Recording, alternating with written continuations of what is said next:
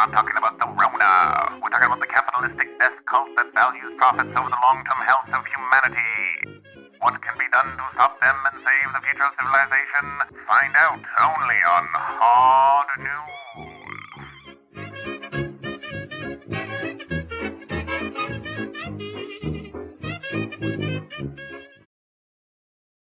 Tom Green sucked a cow nipple in a grocery store. Oh, he did much worse than that. He made a feature film that within the opening, I believe, 10 minutes has him jerking off a horse.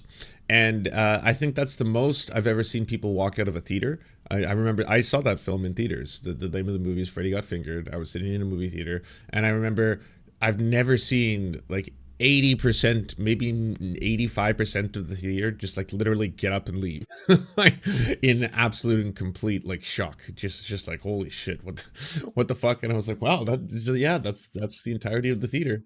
Just cleared the theater out. So that happened. That was the thing. All right, I am going to talk about real news. I do want to talk about the student protest for 2 seconds.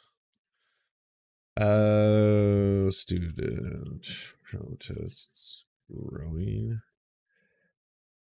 Before I quickly get to this, I do want to read the statement. The Traditional Council of the Kanawake. Let's learn how to pronounce that first. I think it's Kanawake. It's Mohawk territory.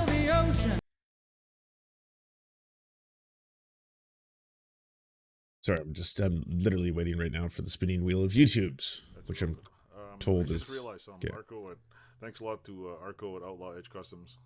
Awesome videos. I realized something. You said on your channel that I hope I don't butcher the name. Thanks for the shout out, by the way. Here's how you pronounce it: Kanawake, Utah's garage. Kanawake. Kanawake. All right. So the Kanawake people. If you're unaware, universities, most places in Canada, this is, I think, more of a Canadian thing than an American thing. But Americans also do in some places land title and title rights and stuff like that. So in Canada, what we do is we have reconciliation, and part of that is a song and a dance, aka mostly white people before a play or a movie or a concert. They'll get on a microphone and they'll say that we're on the unceded territory or the unceded lands of the so-and-so people, and that we'd like to acknowledge that and thank them for allowing us to do the following performance on their ancestral lands. It's kind of like a progressive feel-good, you tap yourself on the back afterwards, right? You don't have to do too much more. There's not actual literal land title being exchanged in that. Simply an acknowledgement. It's a land acknowledgement, and it's done, and a lot of people do it and do it without any kind of meaning or purpose behind it, as universities can, such as McGill, for example. There's a lot of land acknowledgement and land title going on there. Now, that's different than, say, a land back victory, like recently happened to, say, the Haida Gwaii, or has happened before to the Musqueam people, has happened also to, like, numerous, the Squamish Nation is another good example of that. There's a lot of different bands or tribes across Canada and North America where there has been, title return to the Indigenous people, which means that not that white people get kicked off the land or Europeans get kicked off the land, because I'd be gone, I'm white as fuck. It's more that they should be the stewards of the land, aka they get to decide whether or not the resources of the land are pulled up and whether or not people living on the land pay taxes to the king, the queen, the crown, the landlord, or in this case, the Indigenous band and or tribe. And so in this case, we have student protests that are going on at McGill University. And it turns out that the Kanawake people have confirmed the students have a right to be on the land. So this puts the university at a very, very tenuous position. They can either, at this point, go against the free speech of their students, against the will of the Indigenous people, the rightful heirs to the very land and pitch upon which they stand, because the students have been given permission by, again, the Indigenous band to be there, or side with the genocidal military project of Israel and their ongoing persecution of Palestinians. That's basically the decision that has to come down now. In accordance with the two-Rum Wampum Peace Treaty, the Mohawk people of the Five Nations Longhouse Confederacy, the Kanawake Turtle Island, have observed the behavior of the European people on their land for 500 years. They persist in their systemic colonial genocide upon our Mother Earth and all original peoples and territories here on Turtle Island and abroad, including Palestine. Here, they were compelled into the two-row Wampum Peace Treaty, obliging them to conduct themselves in proper nation-to-nation human relations. However, they lied since they first stepped foot here on Turtle Island. They created the so-called Indian Act, under which they kidnapped, raped, terrorized, and murdered our native children, and began with British and Nazi residential school concentration camps with the express intent of, quote, killing the native out of our children.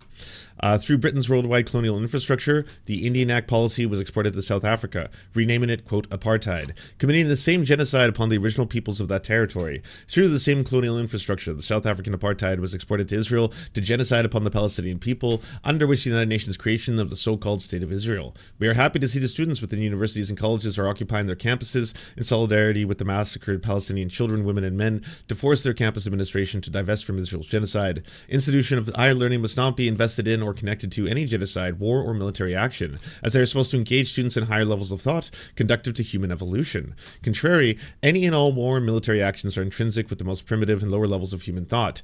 I love how metal this fucking statement is. You know, this is like the official statement coming directly from them, by the way. Sorry.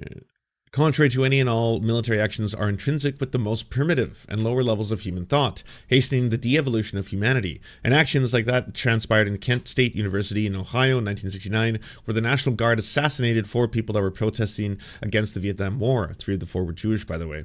Therefore, in accordance with the Two-Row Wampum Peace Treaty, we grant full rights to those who are occupying the McGill and other campuses throughout Turtle Island to be upon said lands with the express intent of engaging their administration to divest from the colonial genocide of Israel upon the Palestinian people, from which the war machine is in general. We encourage everyone to support these actions, to stand in solidarity with the Palestinian people within the spirit of the Two-Row Wampum Peace Treaty.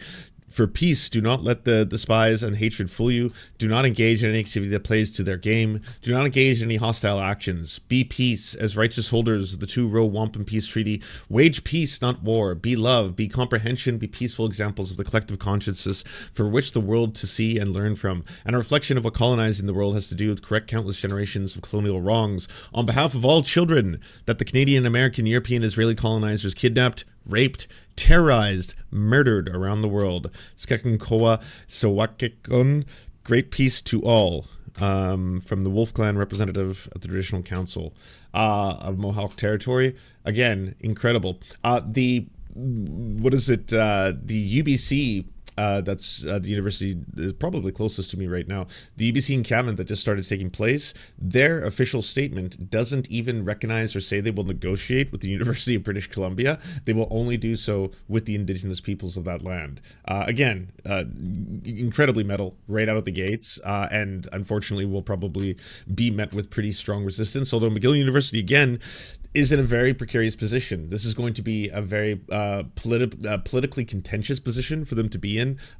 You know, the very idea of actually respecting the process of reconciliation. So in Canada, reconciliation, you basically have a list of things that are recommendations put forth by investigations into, you know, the treatment of Indigenous people on this land. And so if you look at that list, a lot of them, some of them are very, very difficult, right? Some of them are very, very expensive. Some of them are very easy, cheap, quick, and simple. Those are things like land acknowledgements. And so you'll see people do land acknowledgements right away. It's like, oh yeah, no, I can do that. Yeah, so basically before people go up to the ski resort, all they have to say is, by the way, we're on the ancestral home and so. Okay, yeah, no problem. Yeah, done. All right, yeah. Welcome, we're going up to Grouse Mountain. It's a beautiful sunny day. We're really excited about this. We're all excited to go skiing and snowboarding, just so you all know that we're on the ancestral people, the ancestral land, blah, blah, blah. And then boom, land acknowledgement finished. Get up there, go ski, enjoy yourselves. Yeah, that one's not too expensive. Don't have to actually relinquish property rights or stuff like that. So yeah, we're for it. This is also being very heavily juxtaposed right now. I'm sure everyone's been seeing it over the past couple of days. The amount of violence that's being enacted upon students and faculty at these universities. It's true what you've heard. Students are not safe. Jewish students are not safe because the police are here to spray chemicals at them.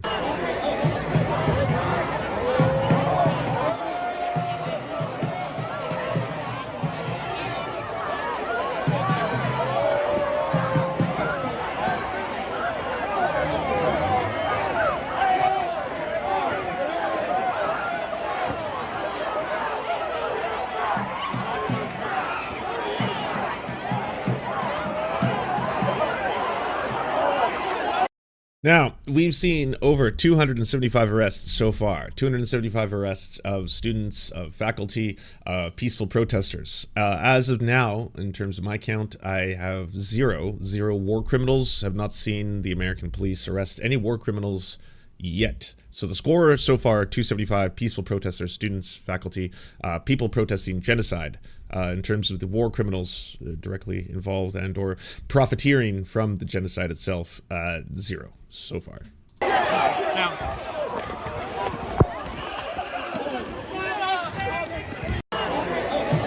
again, all the footage I'm seeing from, you know, campus after campus where they're allowing police to come in and commit acts of violence, arrest students, break them apart, spray them with chemicals.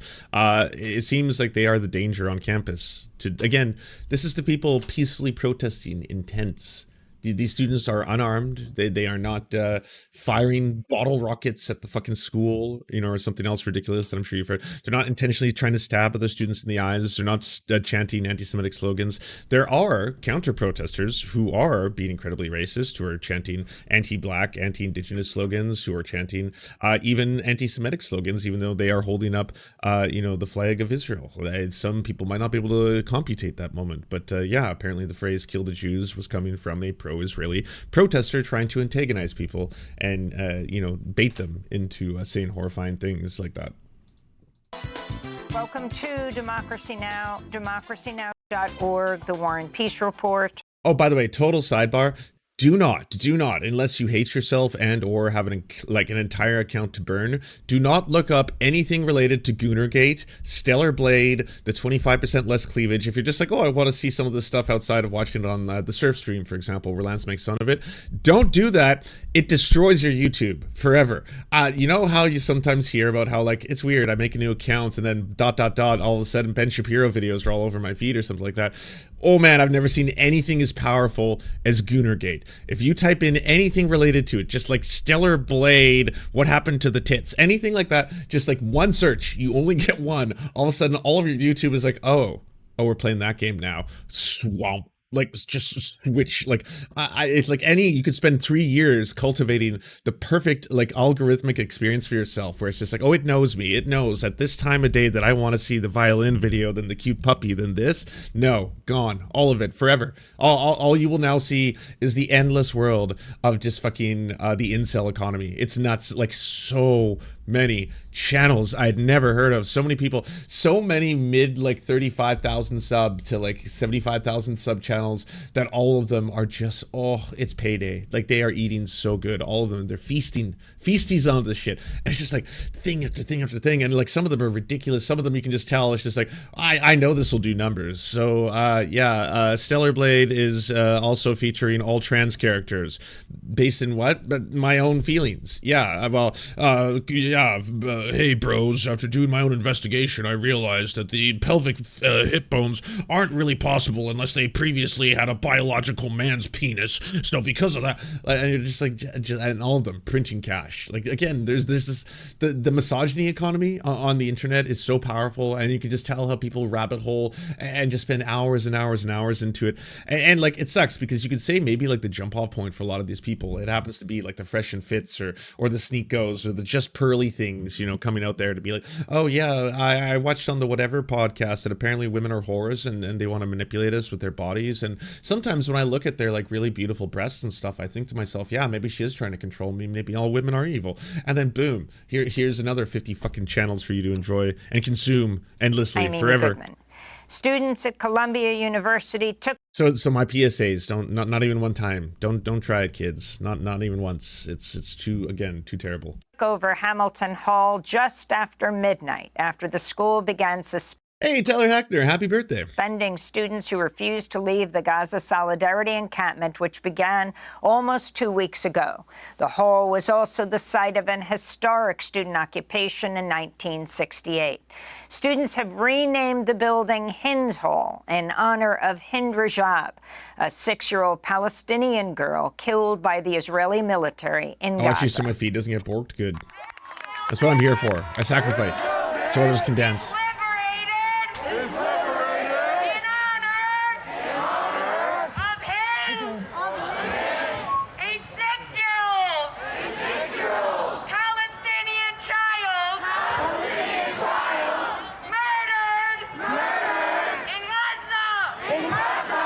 Police Police across the country are Hey, Lost, good to continuing see you. I hope you don't mind. I stream video of Oh, Lost, you have permission. Like, I am not a copyright man. Anyone who wants to, you can take my YouTubes or my videos and make your own whatevers with it. Go take it, upload them, start a surf channel, pay for your college tuition by monetizing. Go nuts. I'm not copywriting the Swifts things. to crack down on student protesters calling for an end to Israel's assault on Gaza. In Texas, police made at least 100 arrests Monday at a student-led encampment at the University of Texas, Austin. Earlier this morning, police So does Lance have a day job? Well, I mean, you're literally witnessing it live right now. You interacted with my day job. raided an encampment at the University of North Carolina, Chapel Hill, arresting at least 25 people. In California, officials at California State Polytechnic University I worked in film, television, and I was a freelance editor as well as a special effects supervisor for a while in that industry. Before that industry, I've had basically like every fucking shitty job you can imagine, from being a PA to being an extra to working in a lot of the shittier aspects of film to doing construction. I was a dishwasher for a long time, worked in a couple different movie theaters, worked in the Famous Players fast food chain movie theater ones. Those ones were just the brutalest, not a recommendation for a job. People just fuck you over, I'll say that. Did a lot of promos for products, guerrilla marketing, had to hand out the, you get the free newspapers outside of the subway or the SkyTrain, depending on where you are, early in the morning. That was me for a while. Also the booze guy, when you walk into liquor stores, the one who's like giving you out free samples. Again, I was part of a guerrilla marketing agency. It really was wild how much they just tried to get people to buy and consume things through what they thought was like organic encounters. It's like, hey, traditional marketing has failed. We need new marketing. What's the new marketing? We give people free shit, and then they get excited and they tell their friends. I was like, I guess that makes sense. Yeah. I mean, if I'm just walking down the street and someone's like, hey, do you want like liquid energy monster goo? And you're like, yeah, sure. And then they hand it to you. You're like, oh, I got that for free. Cool. And then you tell other people about it. I did that for a while. University Humboldt have closed the school's campus for the rest of the semester in an effort to shut down a student occupation. Meanwhile, at the New School here in New York, students have expanded their protests by occupying the lobby of the Parsons School of Design. Students at the Fashion Institute of Technology are continuing their encampment in their school lobby as well. New protest encampments have begun at a number of schools, including the University of Chicago and the University of Oregon. Campus protests against Israel's assault on Gaza have also spread overseas, including Sorbonne University in Paris, where students said they were inspired by the protests at Columbia. I think that today we have the same concern as elsewhere, as at Columbia, as at Sciences Po, and how it has been happening for 6 months. We're denouncing what we are seeing before our eyes, that is to say the genocide of the Palestinian people, which is being committed by the State of Israel with the active complicity of the French government. Not just the French, of course, but as this is our government, in my opinion, we must denounce it. Democracy Now! Goes to Columbia University after headlines to speak with students and professors. The student protest come as the death toll in Gaza's top 34,500.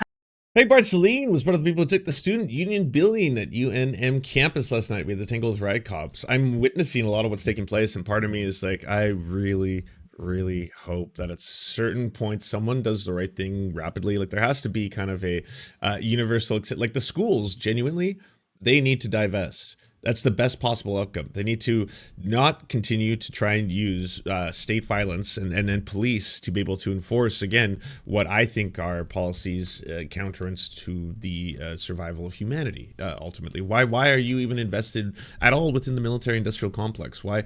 I know it's money. It's a very profitable and safe way to generate lots of money, but no, you did that. It's perfectly reasonable for a bunch of students who attend the universities to be like, yeah, I don't want to be part of I don't want to be an alma mater. I don't want to graduate from the school and then have my name be on a wall somewhere and have a degree that officiates my ability to do whatever job it's necessary to have this kind of a degree, and fine, but like, I just don't want to know that you are profiting off this. I mean, there's so many horrifying things that a lot of these schools have deeply invested in. And it's not just universities, I'll have you all know, by the way. There's a lot of, like, dare I say, teachers unions, as well as a lot of pension programs that are deeply invested in, a stock portfolio. It might be diverse for sure, but part of that could be be something horrifying. Again, the entire idea behind a boycott and divestment movement is to make people aware of it, and the more people who are aware, shame companies for their complicity. And like it may be business as usual if no one knows or no one cares, right? Then it doesn't matter. There's no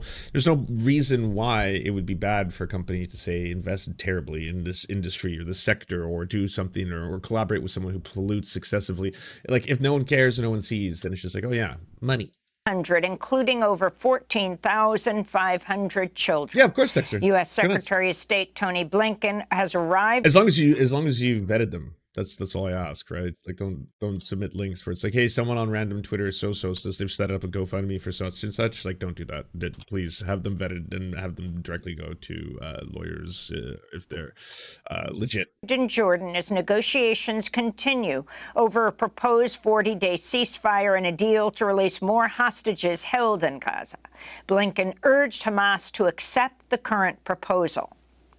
Hamas has before it a proposal that is extraordinarily generous on the part of Israel. And in this moment, the only thing. Or just fundamentally evil, just as a person, as a policy, as an empire, everything about this, like to look upon the utter and complete devastation of the Gaza Strip and then to be like, and I believe what we're offering is very generous. It's basically not your complete and total destruction. So you get that. You get what crumbs remain, what specks of dust are left, the places you used to call home. And those that, aren't able to resettle, I mean, that area will be resettled. Mark my words, yes. There's a lot of beachfront property coming, absolutely. So you would be wise to take this offer. Like, again, the way he's saying it, the way this whole thing is presented, it feels like a cartoon supervillainy to sit there and genuinely be like, yeah, I mean, take it. This is all you have left, Life is going to be fucking completely and utterly bleak from here on out. Standing between the people of Gaza and a ceasefire is Hamas. They have to decide, and they have to decide quickly. Senior Hamas official Osama Hamdan criticized Blinken's comment. Hamdan told Al Jazeera, quote, stopping the attacks against Palestinians is not generous. The attack itself is a crime. So when you stop a crime, you can't claim that it's a generous action from the Israelis. Lance, I had no idea what you're talking about. I thought you were doing Mitt Romney. That wasn't my Mitt Romney. Maybe, okay, I'll workshop a Mitt Romney. Side, unquote. Hamas officials are reviewing the current proposal. Meanwhile, Israel's continuing to attack Rafah and other parts of Gaza. A Palestinian woman, Fayez Abu Taha, spoke to a reporter in Rafah while holding an infant after surviving an Israeli airstrike. We took her from under the rubble, thank God. She is 2 months old, and thank God. Was she holding a rocket or was she standing near tanks? What's her fault? What would her fault have been if she had been injured or martyred? What would her fault have been? Living while Palestinian. The entire world is seeing what's happening to us. They carry out negotiations and things, but we feel like this is all in vain. It's like they're giving us some anesthetic, not more. They carry out negotiations while Israel strikes. Look at us with some compassion, with some humanity. Fear God. This is all we ask for. We're not asking for much. Just end the war, nothing more. Politico is reporting a group of lawyers, including 20 that work in the Biden administration, are calling on the president to halt military aid to Israel. In a letter, the attorneys write, quote, the law is clear and aligned with the majority of Americans who believe the U.S. should cease arms shipments to Israel until it stops its military operation in Gaza. The letter also urges the Justice Department to investigate whether war crimes charges could be brought against U.S. citizens serving in the Israeli military. Amnesty International is also calling on President Biden to halt arms sales to Israel. So apparently student protesters occupying Hamilton Hall will now face expulsion, says the university spokesperson Ben Chang. And it's kind of wild if you look at the history of this. Columbia still has on its official website lionizing the protesters of 1968 who occupied the university buildings to protest the Vietnam War until the New York Police Department, in Columbia's own words, stormed campus, creating a, quote, fallout that dogged Columbia for years. Let's learn nothing from the past. Israel. In a new report, Amnesty documents how Israel's used U.S.-supplied weapons to kill Palestinian civilians. The Biden administration's claiming the International Criminal Court has no jurisdiction to charge Israeli officials for war crimes. This comes amidst reports the ICC may be close to issuing arrest warrants for Israeli Prime Minister Benjamin Netanyahu and other Israeli officials, as well as members of Hamas. State Department spokesperson Vedant Patel spoke Monday. Since this president has come into office, we have worked to reset our relationship with the ICC, and we are in contact with the court on a range of issues, including in connection to the court's important work on Darfur, on Ukraine, on Sudan as well. But on this investigation, our position is clear. We continue to believe that the ICC does not have jurisdiction over the Palestinian situation. The United States has long criticized the International Criminal Court, but last year, President Biden ordered U.S. agencies to share evidence with the court after it issued an arrest warrant for Russian President Vladimir Putin after he invaded and occupied parts of Ukraine. On Capitol Hill, a number of lawmakers, both Republican and Democrat, threatened to retaliate against the ICC if it takes action against Israel. Democratic Senator John Fetterman of Pennsylvania said, quote, it would be a fatal blow to the judicial and moral standing of ICC to pursue this path against Israel, he said. A group of more than 50 journalism professors have written to the New York Times calling on the paper to commission an independent review of its report that members of Hamas committed widespread sexual violence October 7th. Numerous media outlets have raised questions about the paper's reporting, which was written in part by a freelance Israeli journalist who had liked multiple posts on social media advocating violence against Palestinians.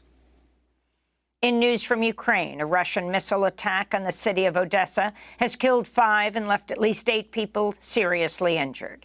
The missile struck the Odessa Law Academy, which is known locally as the Harry Potter Castle. The United States is warning a large-scale massacre could soon occur in the Sudanese city of El Fasher, the capital of North Darfur. The city's been a key hub for humanitarian groups, but fighting's begun between the Sudanese armed forces and the Rapid Support Forces. The U.S. ambassador to the UN, Linda Thomas-Greenfield, spoke Monday. As we speak, the RSF is planning an imminent attack on El Fasher. As I've said before, history is repeating itself in Darfur in the worst possible way. And an attack on El Fasher would be a disaster on top of a disaster. It would put 500,000 internally displaced persons at risk, people who traveled from across Darfur to seek refuge. And that's on top of the 2 million Sudanese who call El Fasher home. Lance, did you see that Pierre Poilievre just got kicked out of Parliament? No. When will we put an end to this wacko policy by this wacko Prime Minister? No. Wacko. No.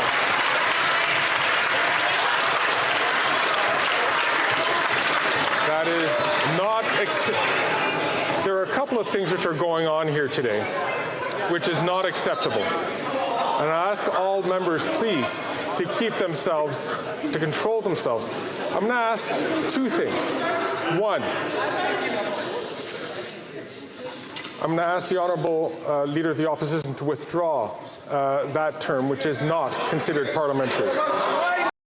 Is the term wacko? I hope it's wacko. Mr. Speaker, I replace wacko with extremist. He is an The honourable member to please.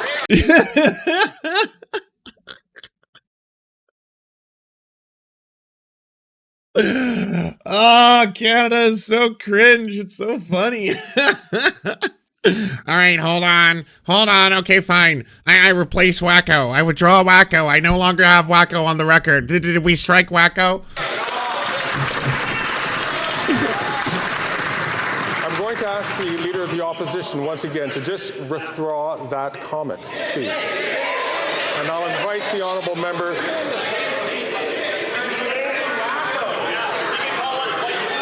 I'm going to ask the Honourable Leader of the Opposition to please withdraw that comment and simply withdraw that comment.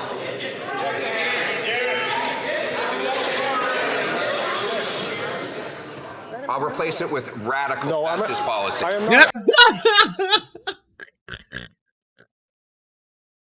All right, hold on. I understand. I know the rules. I respect the rules. I love decorum. All right, now replace it. Not extremist, okay? Not wacko. Radical. Asking to replace. I'm asking the Honourable Member to just simply withdraw.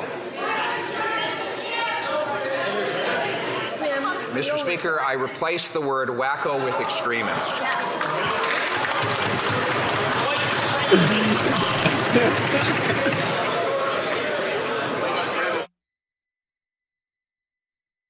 Wait, whoa.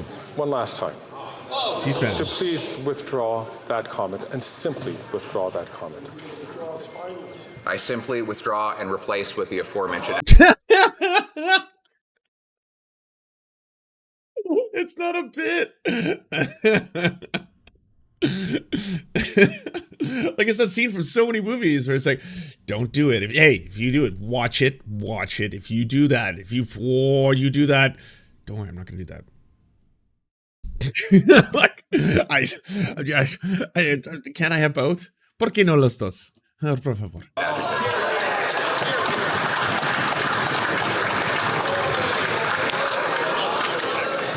Mr. Poilievre, I have to name you for disregarding the authority of the chair. I mean, come on.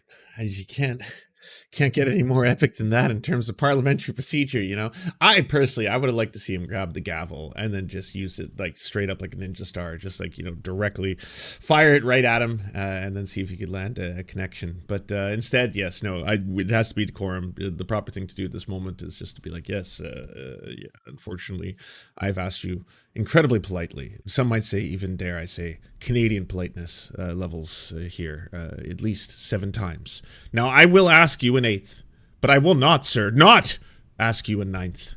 That is my last and final ask. Will you withdraw your comment? it's all that's really being asked of you too. Is like, can you just backpedal? Just draw it back a little bit. Yeah. I mean, it's not as if like it's not on live TV and the world hath not heard it. Really, you can say whatever you want. I mean, Pierre has actually dropped the N-word by accident. It was by accident, but he's dropped the N-word with the hard R. He was trying to say a name, mispronounced it, dropped the N-word with the hard R, which kind of does make you think he's kind of got that in the head, right? But anyways, so Pierre did that. That's a real thing that happened live. You can see it. You can go watch it right now if you want to. I wouldn't recommend it. You will have to listen to someone drop the N-word with the hard R, a white person too. But it's just like a matter of public record because it's live. It's on live TV. So Pierre, you already got to say wacko multiple times. And you got away with it, I guess. So at this moment, you could, if you wanted to stay in the chamber, don't turn it into a scene, right? A circus. You could just be like, okay, fine, I withdraw my comments. And then just leave it at that. I withdraw my comments. But of course, I withdraw my comments. And replace them. Replace them with even worse ones. Radical, extremist, penis. Pursuant to the authority granted to me by Standing Order 11, I order you to withdraw from the House and from any participation by video conference for the remainder of this day's sitting. Yeah, and like, I think, I'm not entirely sure, I can't remember, but like parliamentary procedure, we have to hog time too, right? Like we have to grab Pierre now and we have to just, I mean, this is, again, he shouldn't resist. This is just a matter of procedure more than anything. Transit. When will we? No, they never showed it. All right, well, unfortunately. Yeah, if people are wondering what did I just see, it's nonsense. It's wild, you know, the made up place, this little silly land of Canada. So we're still doing the whole, like, you know, British colonial. Yes, we do have a parliamentary system. We have to respect the procedure. Yeah, yes. The Washington Post has revealed senior members of India's spy agency were directly involved in a foiled plot to kill a prominent Sikh activist who lives here in New York City. The Washington Post. How are they getting away with this? They did the same thing in British Columbia, where I live. And then like, all of a sudden, you know, numerous groups had to come out and be like, so we actually have legitimate evidence that shows that this may have just been a direct assassination.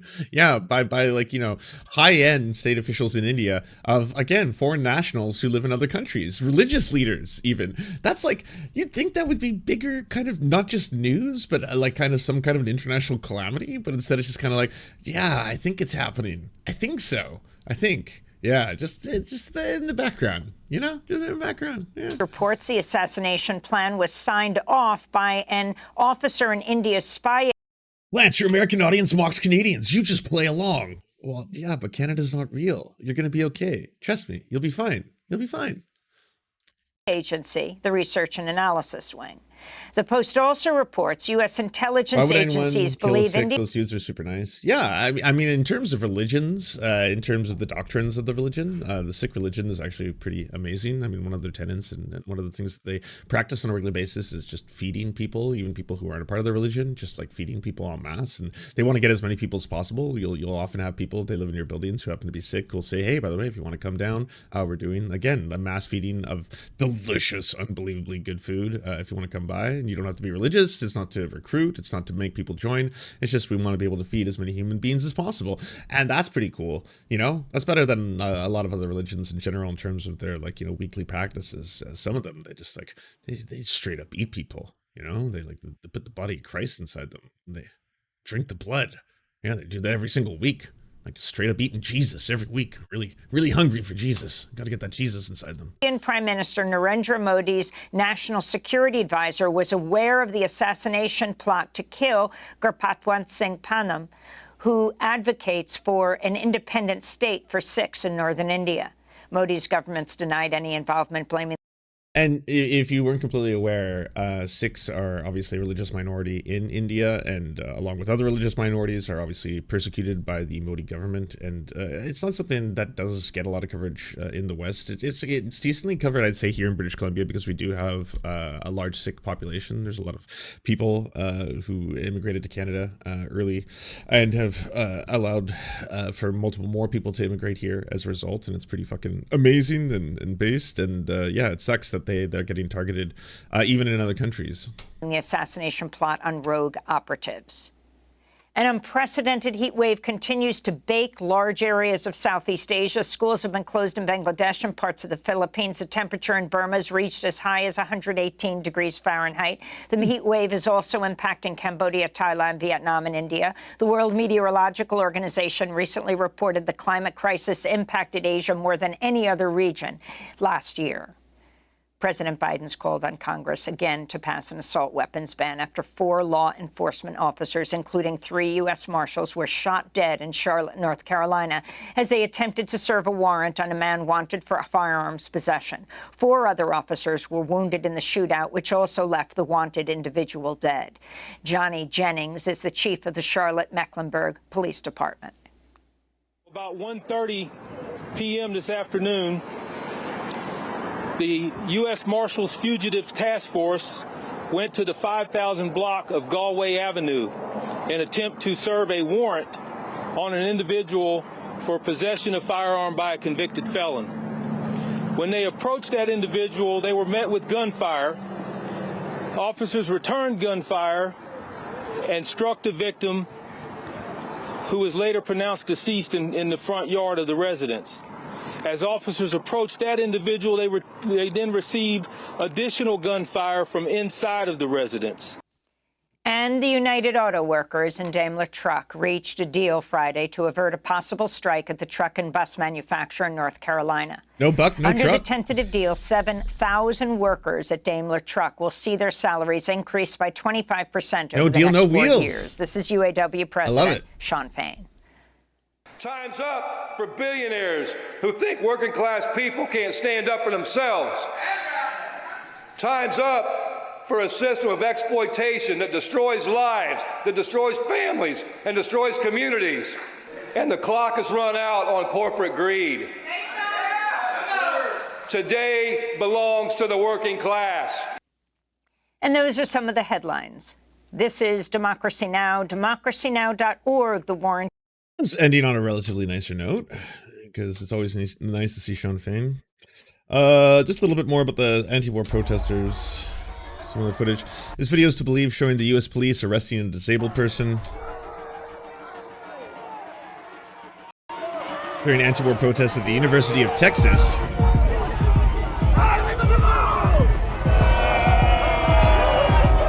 Dozens of police were arrested as armed police moved in to dismantle a camp set up to protest Israel's war on Gaza. Police allegedly used flashbangs and pepper spray to clear the crowd. Several students were filmed receiving treatment.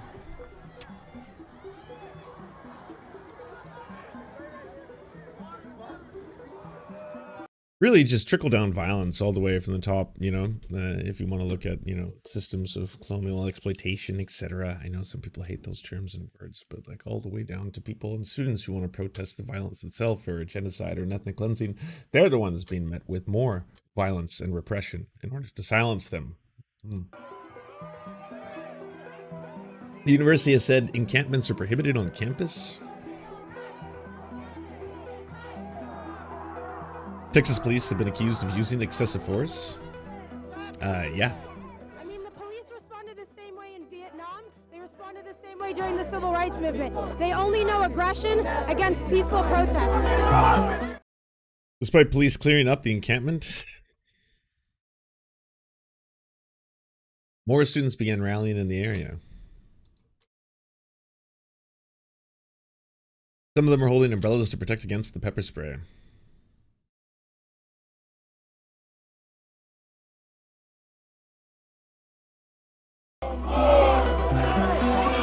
The confrontation was an escalation from last week.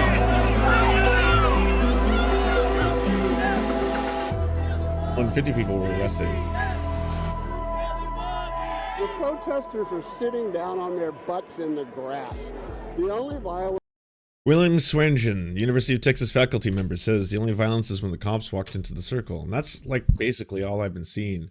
It's going to get to that next phase pretty soon where you're going to now get hundreds, if not thousands, of very angry and upset parents of students who are like, yeah, my kid doesn't deserve perhaps a potential lifelong, life-altering criminal record, you know, just for protesting genocide peacefully, for camping in a tent on the campus that the student attends.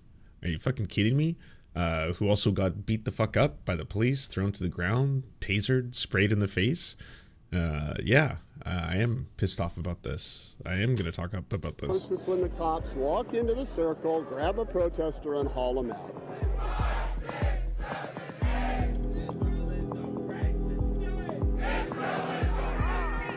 She's already got somebody.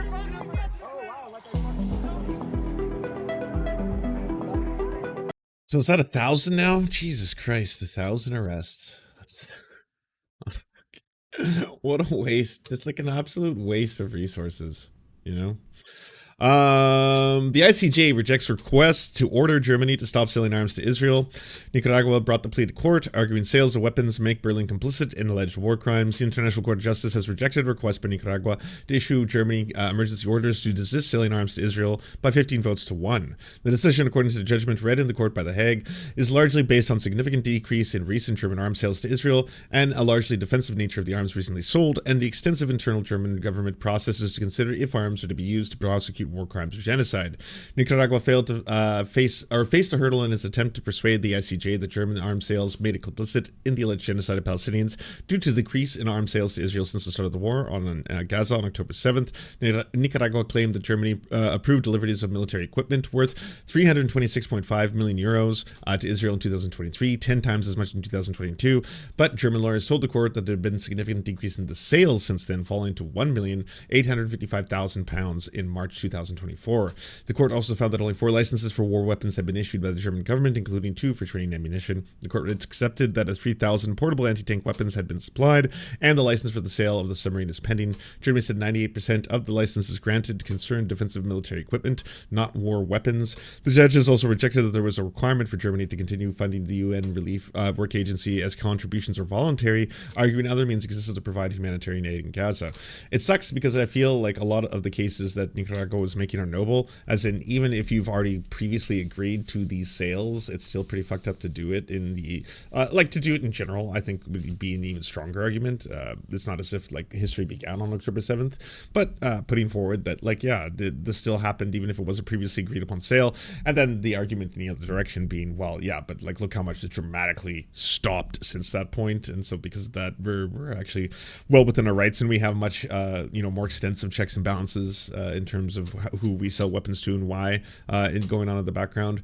But the actual cause itself is noble. Like you should be restoring funding to the UNRWA immediately. I mean, there was absolutely no evidence provided by Israel that the UNRWA was in fact partially involved or responsible for October 7th. The internal investigation of the UN found that actually Israel had tortured, which again, war crime, tortured the UNRWA workers to try and get false confessions out of them, which I would hope would be bigger news, or at least something people speak about as well. Again, it's just like war crime after war crime after war crime.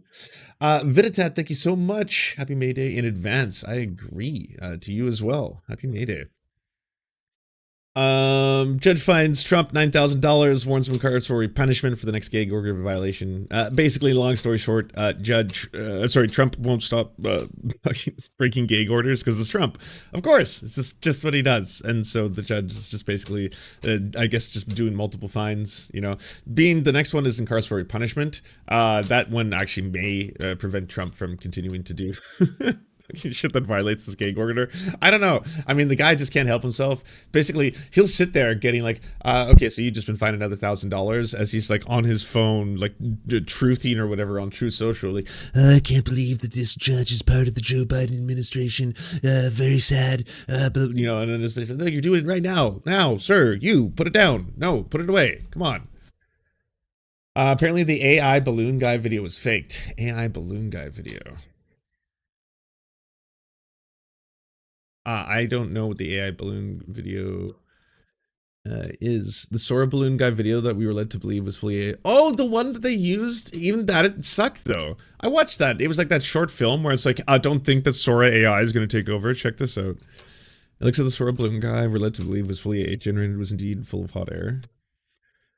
Original Sora clip, then edited out. So you didn't even use 100% AI generated footage, and the thing still sucked. And what were you intentionally trying to make it look as if it still could be?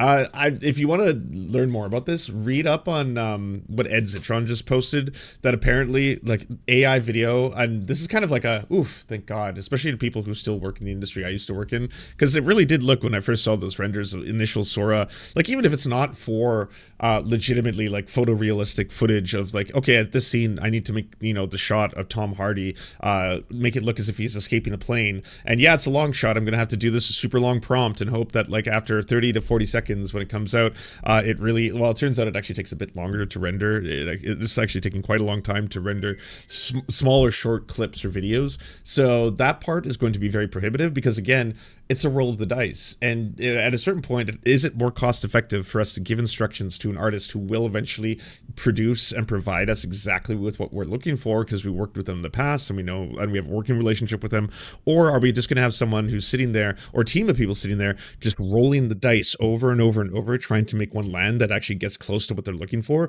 And ultimately the answer is going to be no, because there's still so many problems with that dice roll.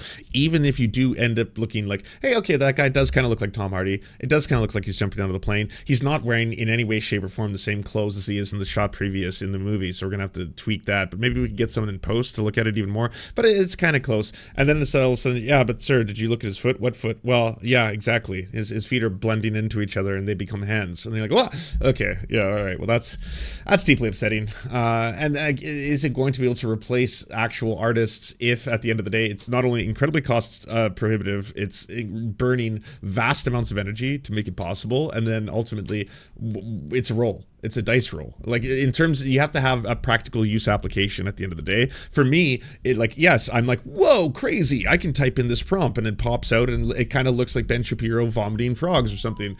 But then when it's like, yeah, but for a commercial film, you can't just be like a little bit impressed. It's got to actually look seamless. Otherwise people will know, right? When there's a shot that like cuts and jump cuts to another shot that doesn't look like even remotely close, you're like, wait, what? Ew, what? Oh, wait, what was that? That was weird. Was that an artistic choice for them to suddenly just make that weird ass shot? What's going on there? All right, let's talk about how women are going to be replaced forever, apparently. We're losing women, which sucks because I love women. Women are my favorite. Joe Rogan. I don't know, when I see a headline or a picture or a thing like this, it makes me think instantly that all this really does is show everyone in real time